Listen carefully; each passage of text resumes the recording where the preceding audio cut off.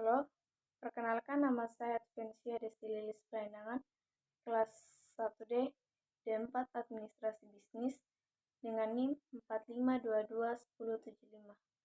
Hari ini saya akan membahas dasar-dasar komunikasi bisnis.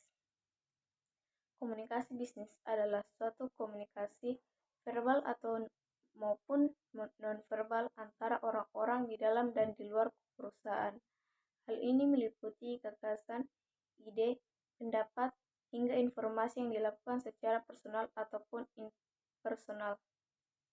Jenis-jenis komunikasi.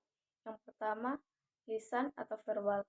Komunikasi verbal adalah penggunaan bahasa untuk mentransferkan informasi melalui berbicara atau bahasa isyarat. Yang kedua, nonverbal. Komunikasi nonverbal adalah penggunaan bahasa tubuh, gerak tubuh, ekspresi wajah untuk menyampaikan informasi kepada orang-orang. Yang ketiga, tertulis. Komunikasi tertulis adalah tindakan menulis, mengetik, atau mencetak simbol seperti huruf dan angka untuk menyampaikan informasi. Yang keempat, visual. Komunikasi visual adalah tindakan menggunakan foto, seni, gambar, sketsa, bagan, dan grafik untuk menyampaikan informasi. Selanjutnya, proses komunikasi bisnis. Dalam komunikasi bisnis, terdapat beberapa tahapan, yaitu pengiriman memiliki ide atau gagasan. Yang kedua, mengirim pesan mengkode ide atau gagasan sebagai sebuah pesan. Pengirim merumuskan pesan. Pengirim pesan memilih media komunikasi. Pengirim pesan mengirim pesan melalui media komunikasi. Penerima pesan menerima pesan. Menafsirkan pesan. Penerima memberikan tanggapan atau feedback. Unsur-unsur komunikasi bisnis. Komunikasi bisnis memiliki unsur sebagai berikut. Yang pertama, adanya tujuan. Yang kedua, adanya pertukaran. Yang ketiga, berisi informasi, gagasan, opini, dan instruksi. Yang keempat, memanfaatkan saluran personal atau impersonal. Tipe dan fungsi komunikasi. Tipe komunikasi. Yang pertama, komunikasi dengan diri sendiri atau interpersonal communication. Yang kedua, komunikasi antar pribadi, interpersonal communication. Yang ketiga, komunikasi kelompok kecil, small group communication. Yang keempat, komunikasi massa atau massa communication. Yang kelima, komunikasi publik atau public communication. Fungsi komunikasi. Yang pertama, informasi. Yang kedua, sosialisasi. Yang ketiga, motivasi.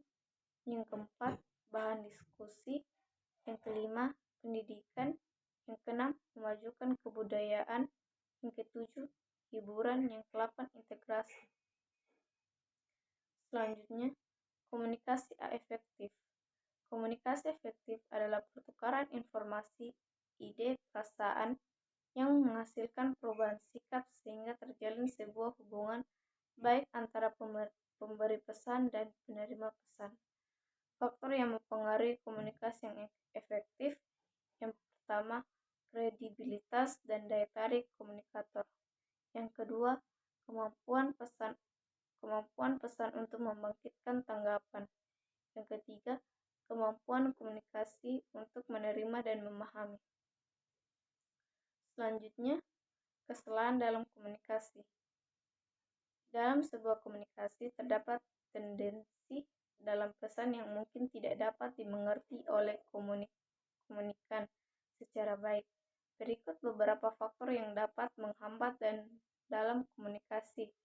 Yang pertama, permasalahan di dalam pengembangan pesan. Yang kedua, permasalahan dalam penyampaian pesan. Yang ketiga, permasalahan dalam penerimaan pesan.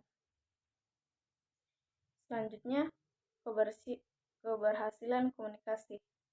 Faktor keberhasilan komunikasi dilihat dari sudut komunikator. Yang kedua, faktor keberhasilan komunikasi dilihat dari sudut komunikan.